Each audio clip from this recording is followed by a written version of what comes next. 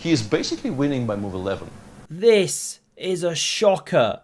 Gukesh D playing this opening little pawn push against Sam the Spank Shankland, and he gets found out in this St. Louis rapid game. This is round 4 of day 2. Sam takes the centre, of course, with the D-man, and after these ponies develop here, the pawn defended with the knight. You just don't get commentary like this elsewhere. Do consider unsubscribing. We get this pawn push in the centre, and we're back in a Philidor variation, characterized by this pawn.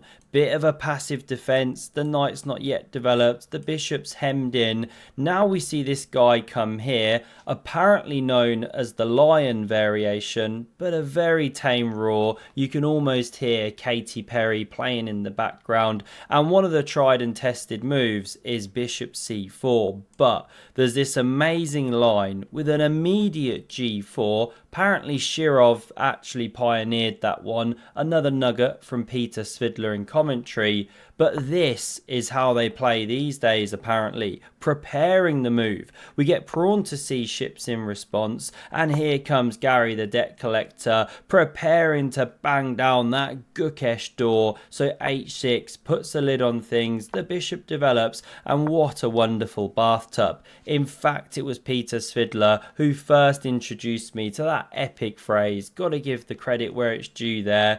b4 is now a threat. Kick away the defender, so this one covers the square. The queen develops.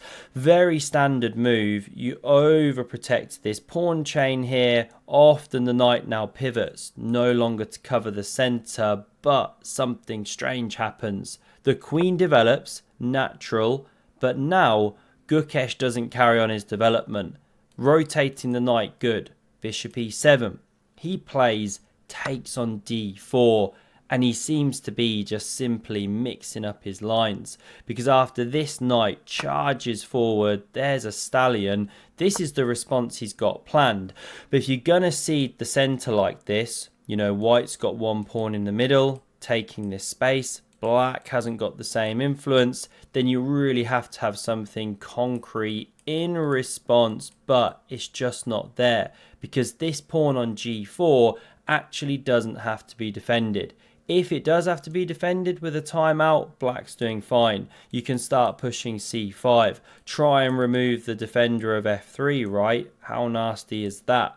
However, this is what Sam responds with. Very confused. Pawn to f4. He is basically winning by move 11.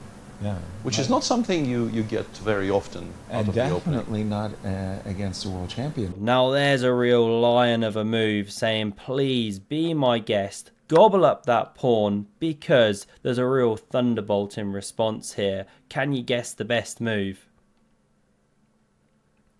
It's knight takes on c6. Very well done if that occurred to you. Also, you can simply castle with a great position. I mean, you've got the centre under lock and key, so you don't even care about the bishops, right? This is so strong, because if queen takes, bishop takes. There's a skewer from hell. So that's not possible. Therefore, you could see a line going something like this. You cover the pawn, and now you drop the knight back. And with this g-file open, unable to develop naturally, centre under control, white is just killing it. Horrible pawns everywhere, e5 on the way at the right moment. So let's run back. We didn't see takes of the pawn. This one has to be tried. Of course you chop that one off. With tempo, you know, you never actually develops that one yet. Pawn recaptures, and there are many good moves for white already, but sometimes you gotta fight for your knight to party. I've been planning that one too long. Please forgive me. We now see the rook hit the half open file here, pressure the pawn, but a real classy response, right? Bishop to d4, a wooden shield, or dare we even say a pope. No longer even a bishop, it's that powerful. And if you capture this pawn, it's all about the x-ray attacks. Not an immediate knight jump, but here's one of the most powerful lines. this guy's running short of squares. You know, you can't jump to the normal one you'd want to go for, or this and this, all that nastiness. So you're basically blasting open the center, rooks are coming, everything's dogpiling in, right? It's really nasty. Let's run back here. We didn't see rook takes played in the game. Instead, bishop e6, and now Sam takes the bull by the horns here and advances straight through the center of the board. It's an absolute opening disaster for Gukesh D here. This is a great moment to pause. If you do not want this to happen to you, check out the link in the description. It's Lotus Chess. I've mentioned it many times. Used it literally the other day to smash a guy in the park near me. Used one of these crushing line London systems. Only opening app I use right now to stay sharp on your openings. Got the crushing lines fed to you by the AI assistant, and it links to your lead chess, your chess.com. Really helps you understand how bad your openings suck, of course, and also helps you show where you can improve them. Great little tool, gamified, doesn't even feel like you're learning, plus you get started completely for free. Link in the description, give it a go.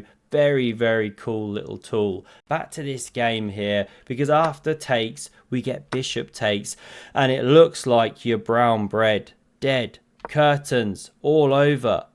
But actually, if you take this bishop, rook rather, there's a cold shower, because you just left your own rook hanging. This is the kind of thing as mere mortals do, but not the top guys. We see the bishop drop back, spotting the threat. c5 is actually the strongest move, not taking the poisoned pawn. Dare ye to drink from that chalice, and you lose your queen, right? All sorts of problems down here as well. This is completely winning for white. So we run back, no takes. Instead we see this queen a5. This pawn push was better, like said. And now Sam takes a few moments and then takes up the challenge with the castles queenside here. Now you have to do a bit of calculation, because hang on, can't black smash through here? If you recapture, that's not just check, but mate. So you can't capture. If this was played, the response for white is knight takes on g, whoops, ruined the dramatic moment. Knight takes on g7 check, and if the king moves, you take here with check, and then you can play this really clinical move. You just defend here with the bishop, open up the swap of the queens, hit the bishop on a3, g5's on the way. It's just not working. It's actually the black king that gets cut to ribbons. So this one not working. In the game we see rook takes on b2. Gukesh has not forgotten that the rooks were 5, pawn 1, because if you take, once again, black crashes through. Here's a sample mating line like this and this. And there are other ways to play, but they're all very bad. You know, you lose the queen in every line basically, or get checkmated. So don't touch the rook. You know, this is scary. But Sam's got it worked out. He plays this forcing move, and not only does he mangle the structure, but opens the eyes of the queen to stare at these 3 key squares. And that is why rook g to e1 is so powerful, because this bishop is now pinned to the king. So can you see the deadly threat that white has set up? And yes, it's the move. Well then, if you spotted it, of queen d7, check and mate. And if you were to try and give space like this, well then still you check, still you drive the king away, and then you deliver the mate like this. Because although the queen covered the square, you can't avoid getting branked. That's back and ranked. Sam the Spank does it again. That would be game over. So coming back here, we see rook b7 covering this square here.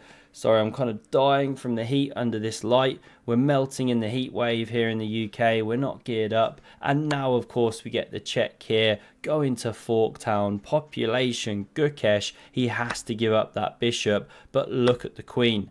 Sliding right in. The king is in jail. And a wonderful defensive job is done. Still can't touch the knight. or that is a rude awakening once more.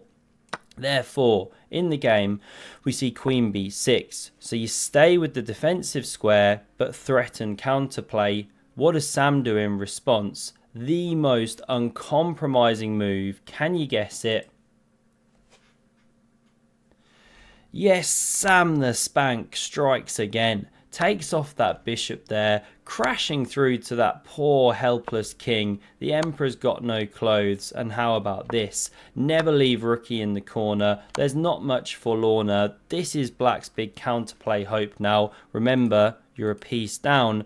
And actually, playing the natural king b2, not best. You run into check. Here's one sample line. You do pick up a knight. White stands a bit better after this. But it's not actually about taking the rook or this perpetual check stuff. It's about going check here. King e7, what is it? Queen d8. Didn't run down this whole line, but okay. White stands a bit better if you tiptoe. But why go in for this? Why not play the precise rook to d2? And now if the knight is captured, there's this wonderful checkmating attack. This is the fastest way to do it. And you drive the king into a mating net. These pawns also helping out. So we're running back. No queen takes. Instead we see takes on f4. Threatens a nasty little checkmate. Say you went h3. Not that you would, but to protect a pawn. There's check. Can't block with the rook because it's pinned. Can't move here. Could move here, but then you lose the rook here. So what if you block with the knight? Then you can take. And takes and mate. How about that? Absolutely nasty. So in the game, we saw check, king f8, and the professional queen f5, going for the Magnus-esque queen exchange. And it's how the game proceeds, because the knight now blocks. The tactic just shown no longer exists. You know, this queen x-ray defends f1. So we see an exchange of the ladies, king e7, and look at that. Excuse me, I think I just swallowed a fly. For a structure that only a mother could love. Really nasty, and this is what Sam's going for now. Weak pawns, he wants to do a mop-up job. The key here is to not leave a position where all the white pawns are gone from the board.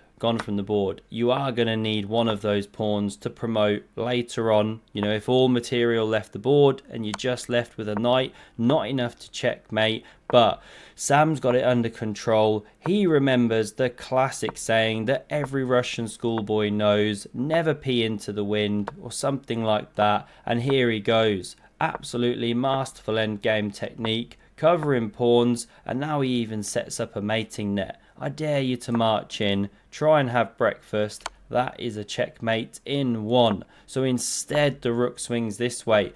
We see more little foot soldiers leaving the board here. Black's got two more, but the big problem is they're so weak. The king's so far away. Now Sam just wants to eat those sea prawns. Beautiful fruit of the sea. He's feeling very hungry. Mushrooms. Especially after losing his first 3 games. Absolutely brutal. But here's his bounce back. Taking down the world chess champion, who really was on a bit of a Gukesh D game today. Resigns was played here. Because say you keep checking or something. Here's one quick sample. You just start running the pawn basically. What to say? Red carpet rolled out. It's running like Yasser. This was the final position. Great win for Sam there. Hope you enjoyed, and of course check out Lotus Chess if you don't want to get smashed like this in 11 moves. Thanks a lot for watching. Have a look at the video on screen for some more epic chess, and I hope to see you again soon. Cheers.